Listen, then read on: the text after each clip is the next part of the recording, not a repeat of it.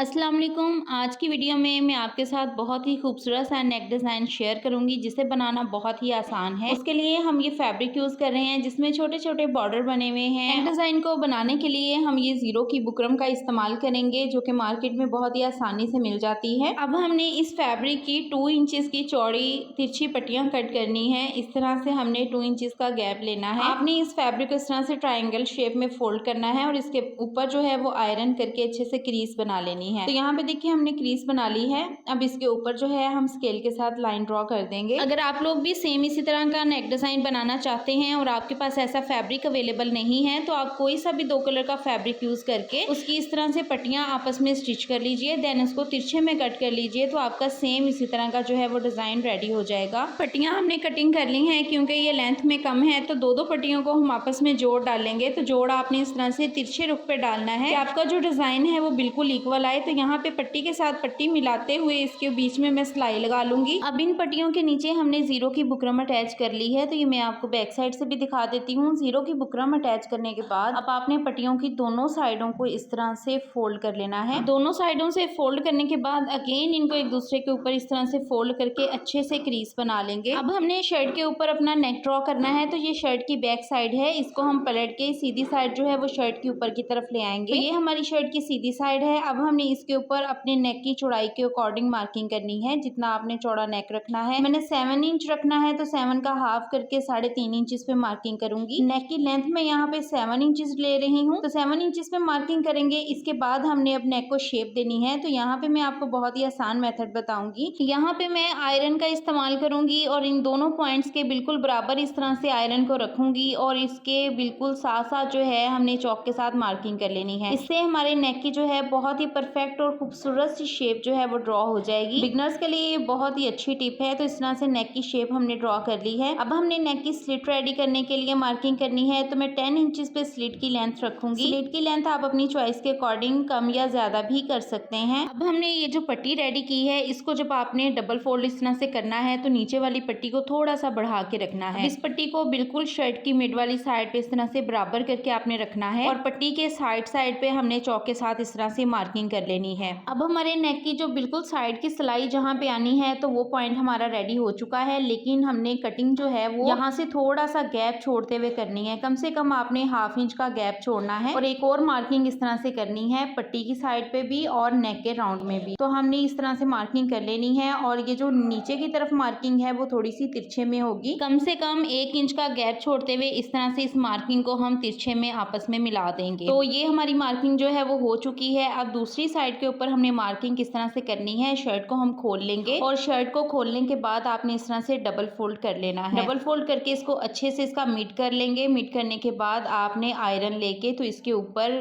बंद आयरन ही चलानी है। बिल्कुल भी आयरन को हीट अप हमने नहीं करना। शर्ट का मिड आपने अच्छे से सेट कर लेना है और आयरन के दबाव के साथ क्या होगा, जो चौक के साथ हमने मार्किंग की है तो ये हमारी मार्किंग जो है वो दूसरी साइड पर भी इस तरह से आ जाएगी। तो यहाँ पे शर्ट खोल के देखते हैं तो साइड पे जो हमारी मार्किंग आई है इसको भी हमने चौक के साथ डार्क कर लेना है। नीचे वाली मार्किंग हम तिरछे में ही रखेंगे। अब हमने जो पट्टियां रेडी की थी इनको हमने नेक के बिल्कुल बराबर में रख के शेप देनी है। तो इस तरह से देखें, पट्टी की जो थोड़ी सी नीचे से बढ़ी हुई शेप है उसको नीचे की तरफ हमने रखना है और बिल्कुल नेक के साथ साथ जो हमने मार्किंग की हुई है उसके बिल्कुल बराबर रखते जाएंगे इसको और इसके शेप देते जाएंगे। तो शेप देने से पहले आपने अच्छे से पट्टी को जो है वो शावर कर लेना है क्योंकि गीला करने से जिस तरह भी हम आयरन से चाहें तो उरे पट्टी की शेप बना सकते हैं। अब यहाँ पे देखें हमने बिल्कुल नेक के बराबर इस तरह से पट्टी को रखते जाना है और आयरन के साथ इसको हल्का हल्का सा आप घुमाते जाएं तो बिल्कुल नेक के बराबर इसकी जो है वो शेप बन जाएगी। बिल्कुल भी आपको परेशानी नहीं होगी। लेकिन आपने आयरन को जो है वो अच्छे से हीटअप रखना है। अगर आप कोई टिश्यू या दूसरा फैब्रिक यूज कर रहे हैं तो फिर आपने आयरन को बहुत ज्यादा हीटअप नहीं करना। अब यहाँ पे जो दूसरी पट्टी है तो उसको मैं इस तरह से ऑपोजिट डायरेक्शन में लगाऊंगी ताकि इसके जो बॉक्सेस हैं वो आमने सामने इस तरह से आए। अगर आपको बहुत ही खूबसूरत से नेक डिजाइन आइडियाज या ड्रेसेस के रिलेटेड आइडियाज चाहिए तो मेरे चैनल पे विजिट कीजिए। तो यहाँ पे हमने दोनों साइडों की पट्टियां जो हैं वो रेडी कर ली हैं। अब हमने अपनी शर्ट की कटिंग करनी है। तो पट्टियां जब आपने रेडी कर लेनी है तो इनको पहले आपने ऊपर से इक्वल कटिंग कर लेनी है। देन उसके बाद नीचे से भी इनकी मार्किंग करके इनको बराबर कर लेना है। तो सबसे पहले हम यहाँ पे देखें इनको ऊपर से कटिंग करेंगे। पट्टियों को आपने पहले उठाना नहीं है, इनको आपने मार्किंग लाजमी कर लेना है। तो यहाँ पे ऊपर से जो पट्टियां हमारी बढ़ रही हैं उनको मैं कटिंग करके यहाँ से बराबर कर लूंगी। उसके बाद हमारी जो नीचे की स्लिट है 10 इंचेस पे जो हमने स्लिट रखी थी उसके बराबर हमने इस तरह से पट्टी के ऊपर भी मार्किंग कर लेनी है और उसके बाद जो एक्स्ट्रा हमारा फैब्रिक नीचे की तरफ बड़ा है उसको हम कटिंग कर देंगे। अब ये जो हमने मार्जिन के लिए मार्किंग की थी इसके ऊपर हम एक्स्ट्रा फैब्रिक कट कर देंगे। दूसरी साइड से भी इस तरह से ही कट करेंगे और नीचे से हमने इस तरह से तिरछे में कट करना है और फिर इसका जो अंदर का फैब्रिक है उसको 1 इंच का मार्जिन छोड़ते हुए सेपरेट कर देंगे। तो ये जो हमारा फैब्रिक आ रहा है इसको हम अंदर की तरफ फोल्ड करेंगे। तो फोल्डिंग के लिए मैं ये ग्लू यूज कर रही हूँ। यहाँ मैं इस ग्लू को लगाऊंगी। देन उसके बाद हमारा ये जो फैब्रिक है इसको हम पीछे की तरफ इस तरह से फोल्ड कर देंगे। फोल्डिंग के लिए चाहें तो इसके ऊपर अच्छे से आयरन कर दीजिए ताकि आपका ये फैब्रिक जो है वो अच्छे से पेस्ट हो जाए। अगर आप चाहें तो इसके नीचे छोटा सा बुकरम का पीस भी अटैच कर सकते हैं। हम इन पट्टियों को कवर करने के लिए नीचे कोई भी एक्स्ट्रा फैब्रिक यूज नहीं करेंगे। तो इसके लिए हमने इस तरह से पट्टियों को बिल्कुल बराबर करके रखना है। जहाँ पे हमने चौक के साथ मार्किंग की है इस तरह से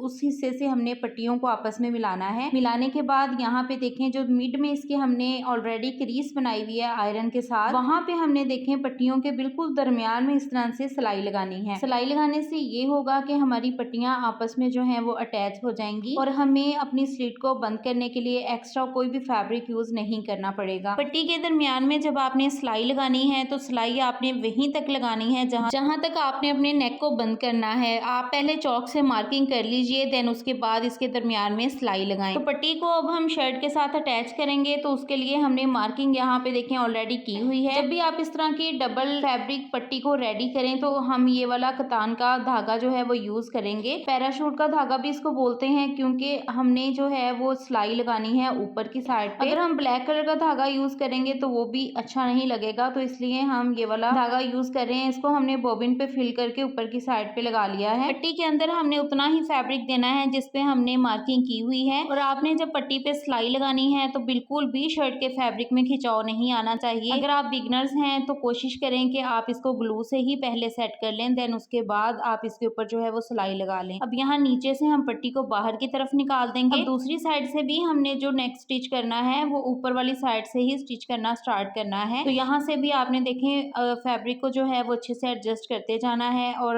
नेक के बिल्कुल किनारे के ऊपर जो है वो सिलाई लगाते जाना है। और नीचे से जब हमने सिलाई को कवर करना है तो दोनों पट्टियों के किनारों को हमने इस तरह से बैक साइड की तरफ निकाल देना है। देन उसके बाद हमने इसके ऊपर सिलाई लगा के नेक को कंप्लीट कर लेना है और सिलाई को आपने अच्छे से लॉक कर देना है। फाइनली हमारा नेक डिजाइन जो है वो बनके कंप्लीट हो चुका है। किसी भी 2 कलर के फैब्रिक की पट्टियां स्टिच करके इस तरह का नेकलाइन रेडी कर सकते हैं। बहुत ही आसानी के साथ इस नेक डिजाइन को आप बना सकते हैं। बहुत ही फिनिशिंग के साथ देखें हमारा ये डिजाइन रेडी हुआ है और ऊपर से सिलाई भी जो है वो बिल्कुल भी बुरी नहीं लग रही। अगर हम इस पे ब्लैक धागा यूज करते तो भी बुरा लगना था, अगर इसमें हम पिंक वाला धागा यूज करते तो वो भी अच्छा नहीं लगना था।